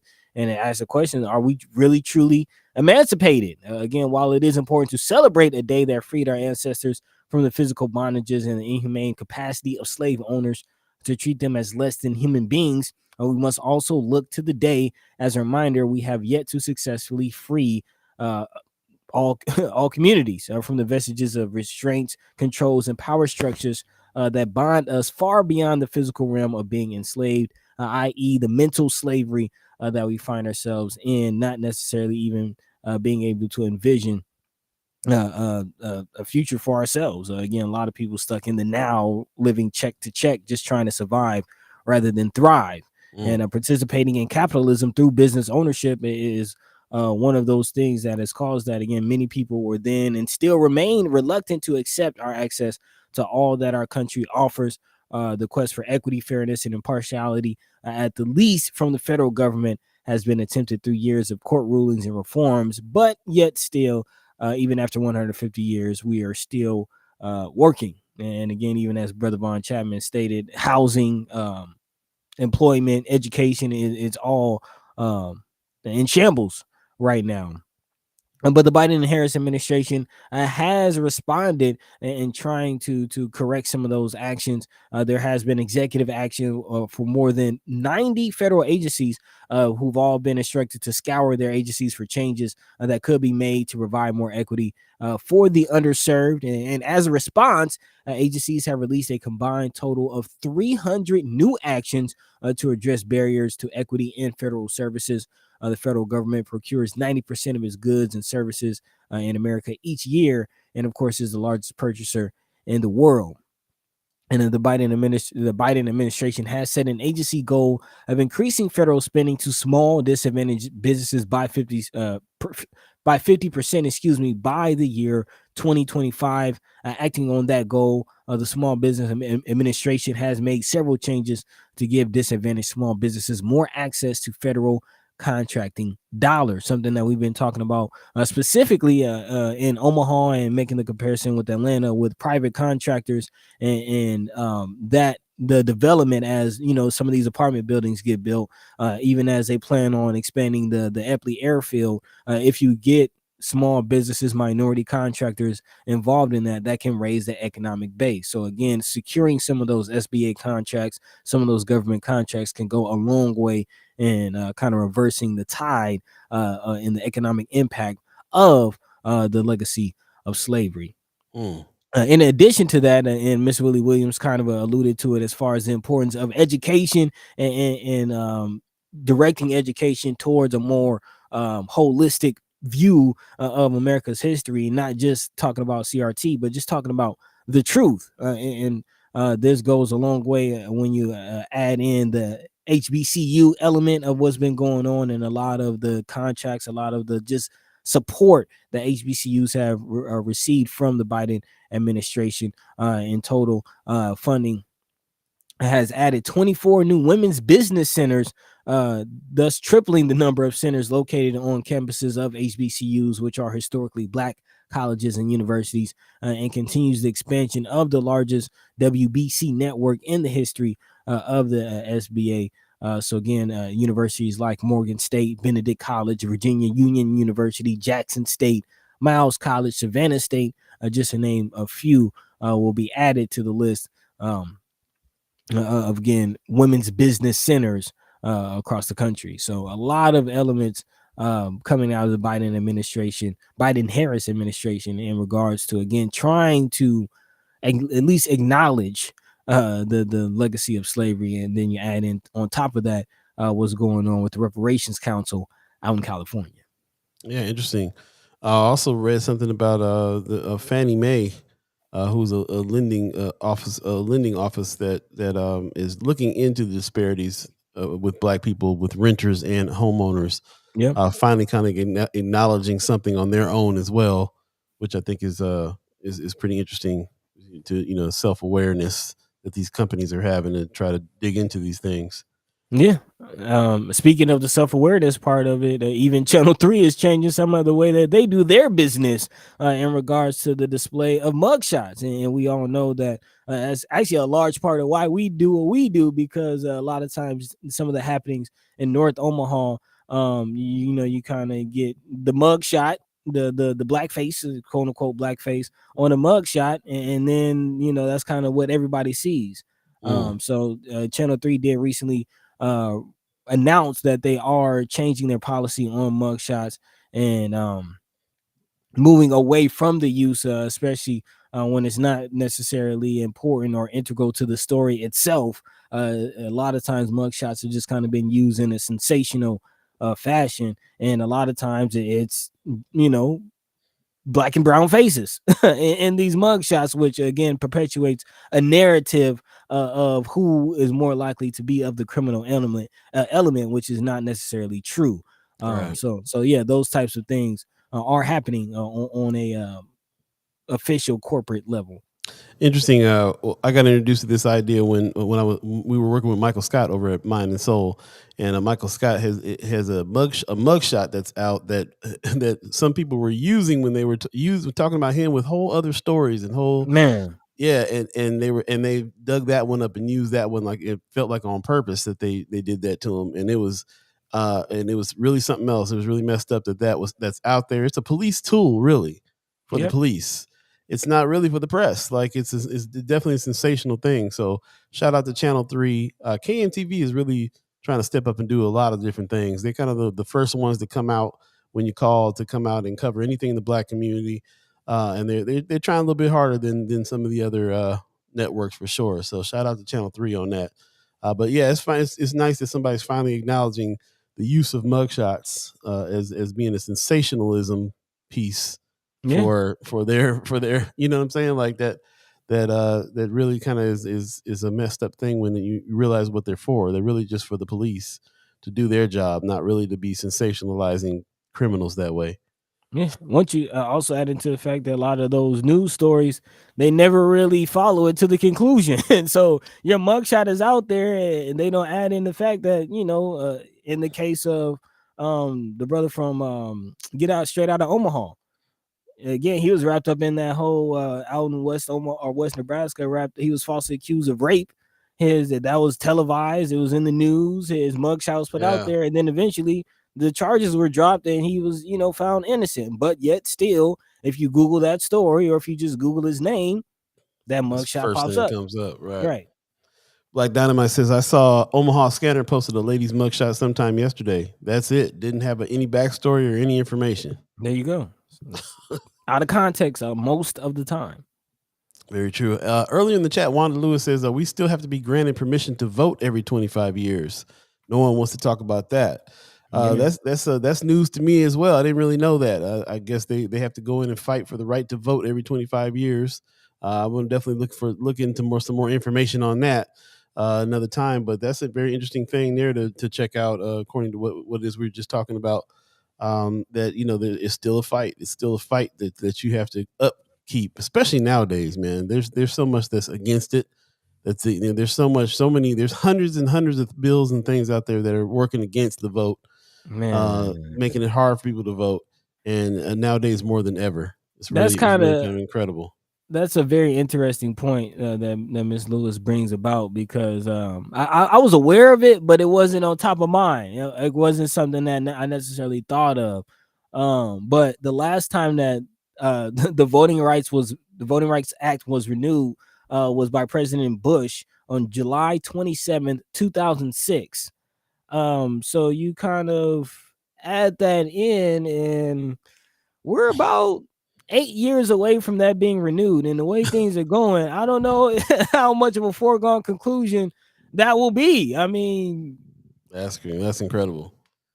We'll have to go back and look into that for sure. That's a deep one right there. I appreciate you bringing that up, Ms. Lewis, for sure. In the meantime, it's 8:30 right now. If you believe in the concept of time, and we do have a special guest in the house. And man, this is a brother that we've been working with for a while. Brother Calvin Williams is in the house. What's going on, Brother Williams? Nothing. How you doing, man? I'm doing good, man. Good to see you, bro. It's been a minute. Yeah, it's been a minute. Yeah. For those of you who don't know, we've worked with Brother Williams here when we were working back at Mind and Soul, and he's the one that brought out Donnell Jones that time, man. We had a big concert in the back, and it was going down, and I was hoping we were setting the precedent for big concerts in the back, and it looks like you continuing that tradition over there. Is that right? Yeah, I mean, I like to bring awareness to the community because, I live in North Omaha. Yes. And, I like to, bring awareness to culture, economics, and resources. Heard that, man. That's what's up. How do you go about doing that type of thing? Well, I do that by, I do this event called the Omaha Freedom Festival. Mm-hmm. It's about education and empowerment and entertainment. And it's all free. Yeah. Except at night, we have a cost with the concert part. Mm-hmm. But the concept of it is to introduce people to resources of individuals and organizations that they might not know about, because a lot of organizations in the community, they provide various resources, but people might only know about one resource they have that could accommodate them. Mm-hmm. When this company or individual, they might have multiple resources that people need to know about, but they just don't have the money to market that, or they get federal grant money, so they can't, their hands is tied. Mm-hmm, right. So what I do is, I try to take out all the barriers of all those things, and I make the resources free. The event free, you can bring your family, you could come eat for free, you could get entertainment, you could get your kids could get bikes, and then you could just, you come get free health services. It's a multiple things. This year we're going to add a virtual reality showcase. Okay. So we can introduce people to like esports and just introduce them to the VR sets, things that people might not have in their homes, Right. and like Paul said, was a promoter, or I still am. I got another company, but I just seen that North Omaha got a lot of resources in it, but they don't market themselves to the people that they're supposed to serve. Man. And it ain't their fault, because a lot of people around here, they're doing a lot of good work. Right. But it's like any other business, it comes down to resources, and most of that is money. Right. And so what I do, I know it's gonna sound crazy, but I work on getting money from organizations and corporations to invest in North Omaha, so we can extend Juneteenth, extend the parade, but also it can't just be all about fun and games. It's got to be about, like y'all been talking about resources, because it's a lot of money coming into North Omaha now. So I just want to make people that look like me and people that look in the community aware it is that they might want to think about, like getting a skill or a trade or going back to school, so they can be able to still stay in the community, because now they buying it up, man, left and right. And I like I tell people all the time, I love North Omaha. It's a beautiful place. Yeah, man. And I just don't want the people that live in the community that I know, or the people that's coming up, like the young kids and stuff, not to have those resources so they can compete with other people that don't look like us, because they got more resources, or they might go to Gretna or West High School, or I want everything that these other kids are doing. I want the kids in the community to do too, so they don't fall behind. I hear that. And then, go ahead. So let me jump in real quick, just to bring some more context to this. This Freedom Festival is something that goes on. Is it a one day? Is it a one-day event, or is it a couple of days? No, it's just a one-day event. 1 day. So this is June 18th that this is going down. We talk about a lot of events that's happening around June 18th, and what we've been talking about is the concert that's happening a little later on in the evening. But what you're talking about right now is this is an all-day affair over there at the. Yeah, it started at noon. After the parade, it starts at noon, because for a couple of years since I've been doing this, this is the second year. Mm-hmm. I had a MOU with the NAACP, so I kind of let them take the lead on everything on Juneteenth and the parade and all that. And and the Freedom Festival is just an extension of that. Okay. Because I felt like, after the parade, people had to go home, so it wasn't nowhere you could celebrate your culture, like Maha or Cinco de Mayo. I just felt kind of some type of way. And so when I thought about the idea, I went to talk to people, and they was like, well, who gonna pay for it? Why should I do it? What's in it for me? Right. So I said, look, man, I'm gonna just raise this money myself, because I had to do it myself, because people was like, well, who gonna do it? I said, well, I'll do it. And what I'm trying to do is just build the foundation for it. That way I could pass it on to somebody else that look like me or younger than me, and they can put they spin on it. But what I want to do is make sure that it's an annual event that'll happen every year. And now that it's getting a lot of recognition since Juneteenth became a federal holiday, it's more recognition in it, and people kind of understand that about diversity and about learning about other people other than yourself. Man, I just want to give you your flowers real quick, man, because as Paul mentioned, we work closely with you, and even as Miss Willie Williams just mentioned, I just want to point that out to inspire the listeners, man. You gotta be the change that you want to see, and you see this man was talking and asking questions and trying to team up with people, and no one wanted to do it, and the job that everybody expects everybody else to do doesn't get done. So I definitely appreciate you for stepping up, and I can speak to it. You really got that go-getter spirit, and you're not really gonna take no for an answer. So I just wanted to give you your flowers on that and bringing this to fruition, and not just having a concert, but having the full day like you mentioned, because we talked about in the past, Omaha is a very, very non-profit centered city, and we got to pay attention, y'all, how this money he just mentioned. We know it's hundreds of millions of dollars about to come to North Omaha. But how are they dispensing it? How are they sending it out? Through nonprofit organizations and churches. That's it. It's not going directly to families. So if you're out there and you just working, trying to live in North Omaha and you don't go to church, if you're out there working and living in North Omaha and you don't know about these nonprofits who don't have the budget to market themselves to you, then you need an event like this to get those resources. So I definitely, again, want to point that out and say we appreciate you. Also, man, I want to give you a shout out to myself because I've been a promoter. I was a promoter for 10 years in Hawaii when I lived there. And I feel like what you're doing is like the next progression. I can see what you did. You got that promoter head when it comes to how to get to these businesses, these corporations, and have them pay for stuff. I mean, like I know, like as a promoter, I used to go and hit up these businesses and saying, I'm bringing so and so to town, help me do that. And it's just like that's like a promoter.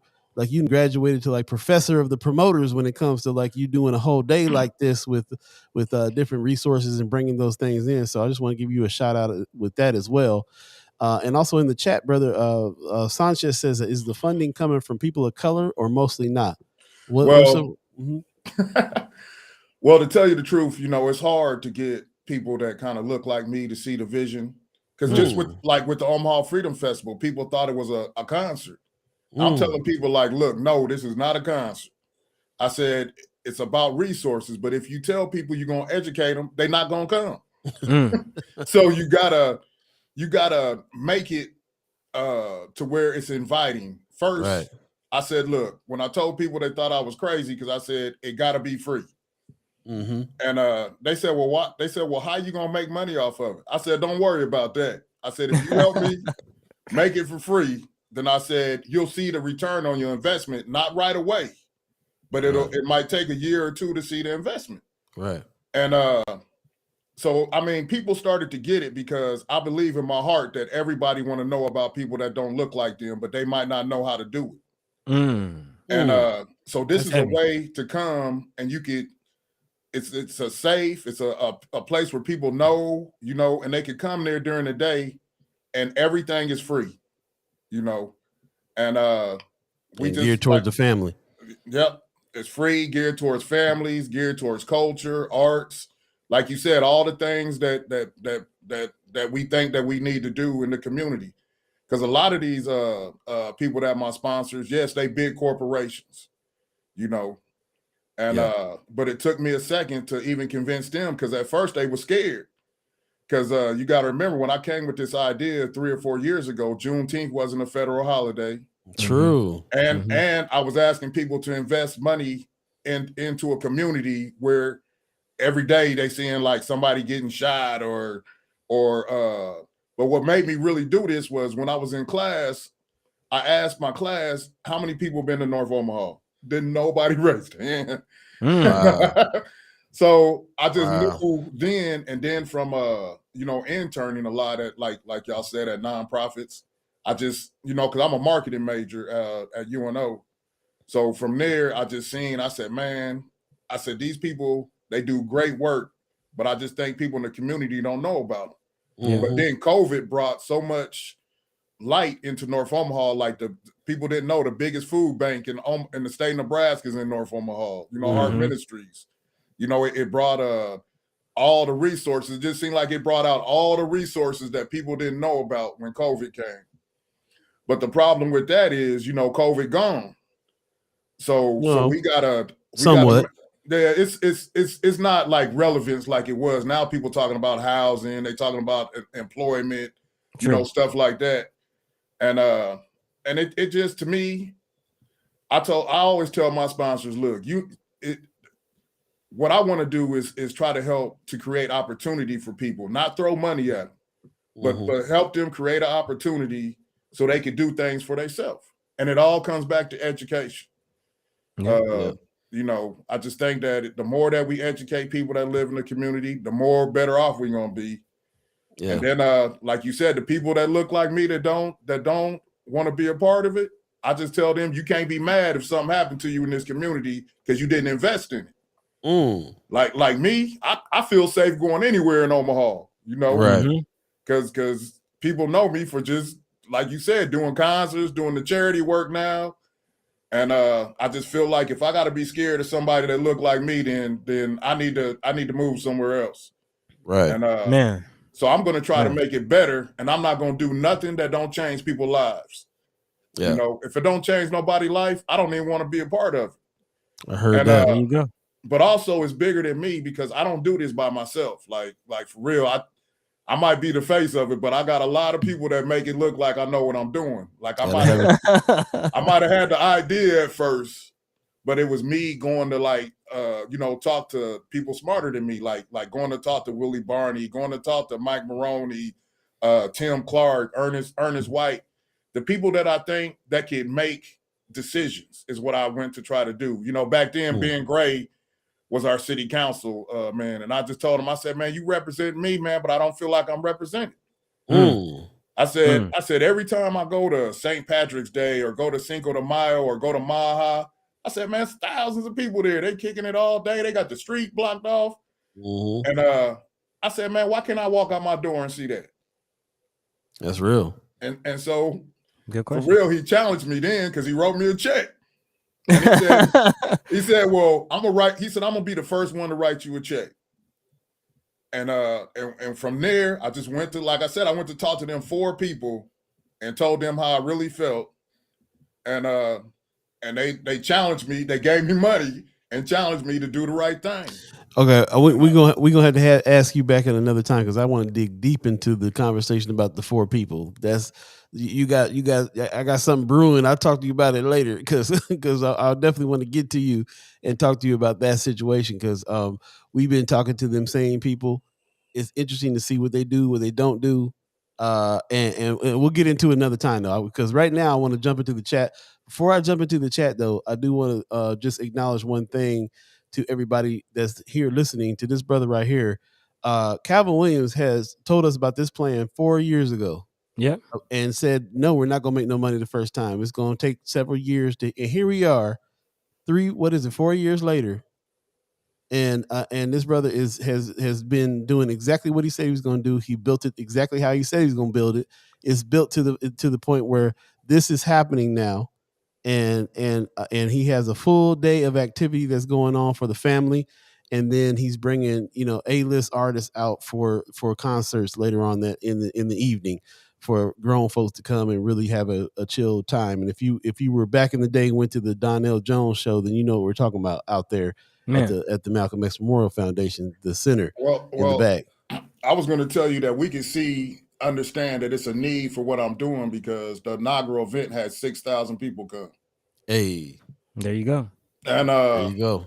And I'm just telling people it's always going to be a need for resources and educating people.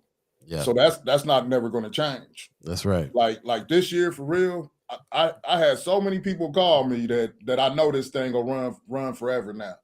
Now it's just me finding the right person that's younger than me to take it over. You know, because I never wanted to be, you know me, I like to be behind the scenes because I like to do the work. Right. And I think for 1, 2, a lot of people didn't take it serious because I think you didn't really tell them the story. See, this idea, I wrote it down on a napkin about 18 months ago. Wow. 24 months. Yeah, about 18 months ago, 24 months. I wrote it down on a napkin, showed it to Willie Barney. And he looked at me. He said, man, is you serious? I said, man, this is the plan. And he was the host. He was my host of it last year. And ever since then, I mean, people been taking me serious. There you go. I mean, like I tell people, I didn't fall into this. You know, right. It just feels good helping people, especially people that I can see and know. And then everybody that come here, you can see the immediate impact. Because I don't want none of my sponsors to come or none of my vendors. We don't sell nothing. So if you want to come here during the day and sell something, this is not going to be for you. You know, we give everything away for free. That's what's up. And we feed people for free. Last year we fed 1,700 people. Man. Wow. 4 people got vaccinated. We gave away 40 bikes and helmets. We gave away gift cards. You know, they got free arts and crafts. You know, and basically that's what it really is. I hate that y'all showed the concert for real because I don't want y'all to miss the highlight of what this really is. And it's about educating people and having resources. The 12 to 5 to me is the most important thing. Right. Yeah. The concert is just a bonus, like you said. You done took your kids out. You done took your grandma to get checked for her blood pressure and all that, and now you could come back and, like you said, you could see some entertainment. Because one thing people always said was, well, man, why I got to go here and here to go see such and such, or we can't see no up and coming person. So now I didn't want to have. I don't have no opening acts. I just got all national acts. There you go.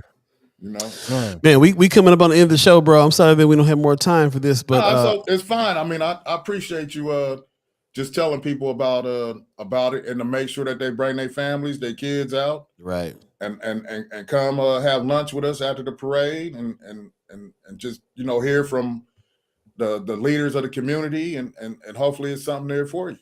There you go. Right. This is for us. This is for our community, and I really, really appreciate you doing that, man. Just real quick in the chat, Pop says, brilliant concept. Free entertainment is the principle Las Vegas used to build itself up. Glad to see you're using that efficient method. Also, Whitney Richardson said, that's what's up, man. You're a real visionary. Our culture and our history deserve to be celebrated, too. There you go. And Marianne Williams says, Calvin Williams, I love your vision. So looks like you get a bunch of cosigns over here on this show. For what it is that you're doing, man, the ideas behind it. Really appreciate that. And we'll keep on encouraging everybody to get out there on the 18th and hang out, man. And really appreciate you coming on the show. Sorry it was such last minute. We got some new help, and we're trying to rally our team together too. So scheduling is something that we're working on right now, struggling with a little bit, but I'm glad we got you on before the break because we really wanted to hear from you about what's going on the 18th. So really appreciate you coming through, man. Yeah. That's what's up. All right. Peace. Have a good one. Hey, Brother Williams, do us a favor. Put all the information about the day and everything on Friends of First Sky Omaha page. And if you can load up the page on that with all your information, then our people will know where to go to make sure that they can see what's happening. I was going to say, anybody that want to come and find anything out about this, they can go to OmahaFreedomFestival.com. There you go. And I'm hoping that you are hearing about this, because I tried hard to market this with my class, because I'm still in school, so I try to market it with people that don't look like me, so we could have different perspectives, and they could go home and talk about it to their mom, their parents, their grandparents, and try to bring people outside of the community to North Omaha just to see how beautiful it is. Love that. That. That's what it's about. Right on, brother. We're gonna let you go. You have a good one. We'll talk to you soon. Yep. Thank you. Peace.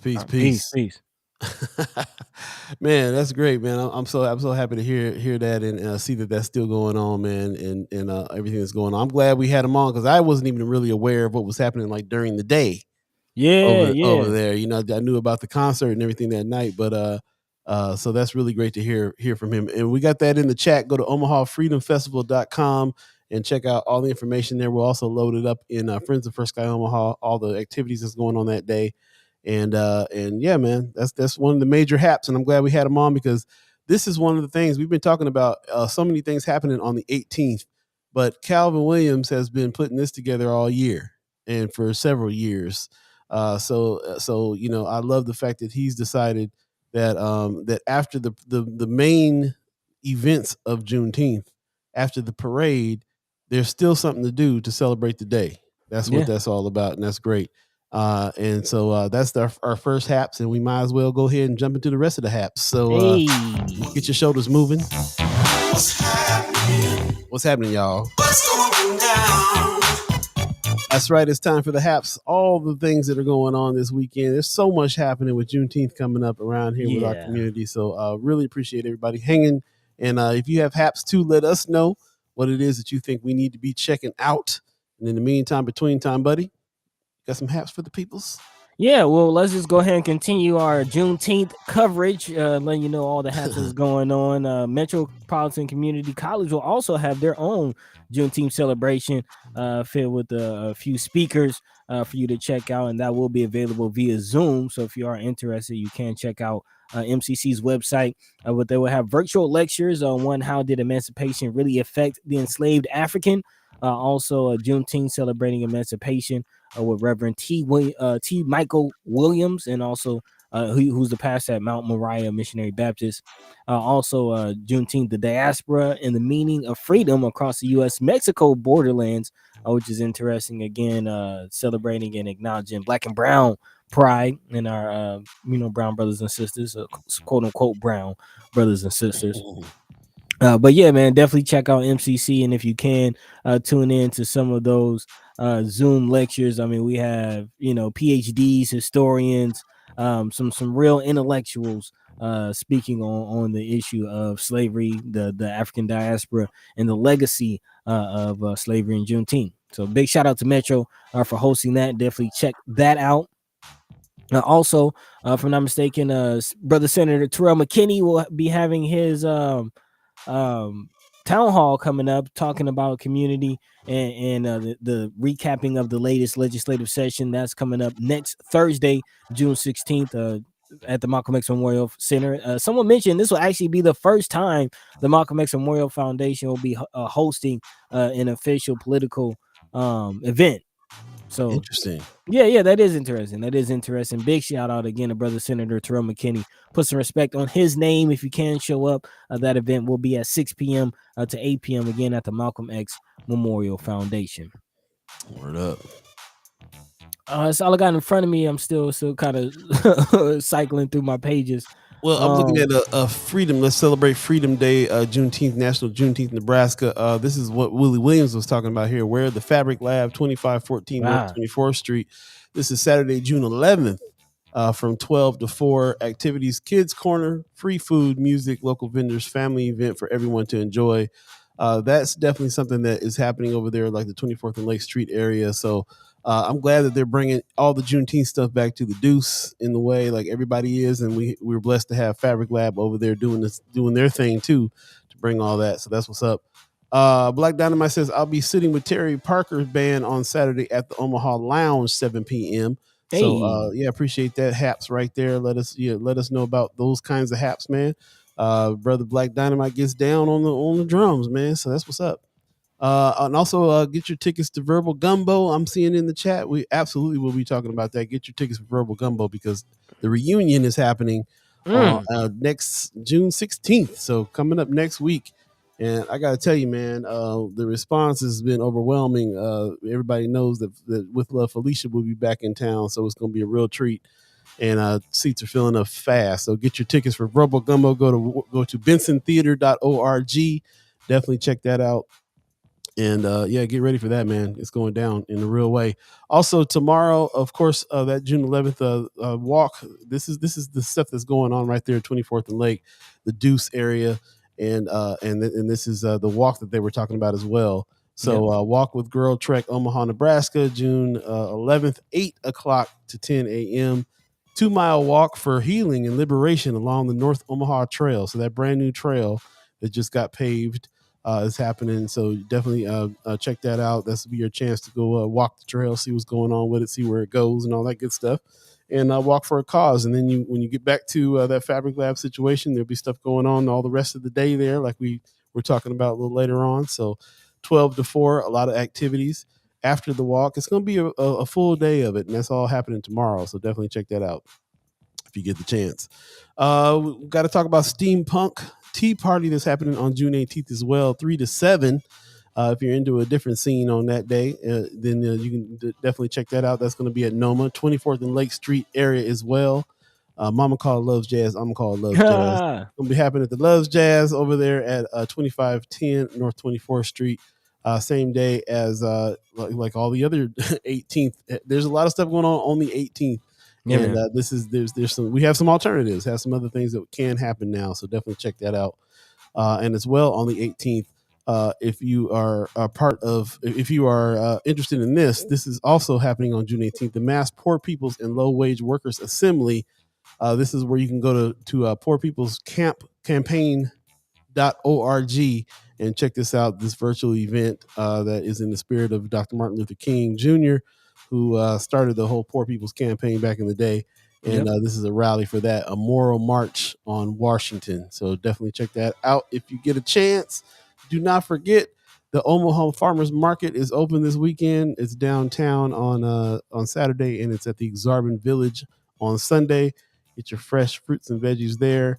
And last but not least, the Juneteenth Joy Fest is happening also on the 18th.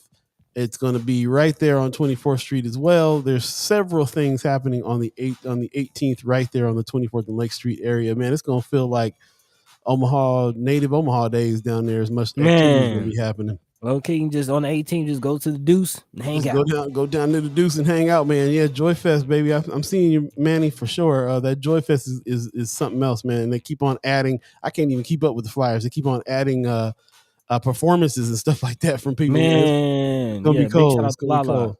Big shout out to Lala putting that together. Big shout out, man. Everybody, yeah, we'll be talking about it. So it's gonna happen down there at the Fabric Lab, like you said. Go down to the Deuce around June 18th, man. There's gonna be plenty of things going on down there: performances, food, Black Flea Market, all kinds of stuff at the Juneteenth Joy Fest. And this is something that she's been working on for a while too. So people have put in some real work on these events, man, and we should support them. So I get to the day sometime and be like, man, I'm tired. I worked all week. I don't know if I want to go out here and deal with people.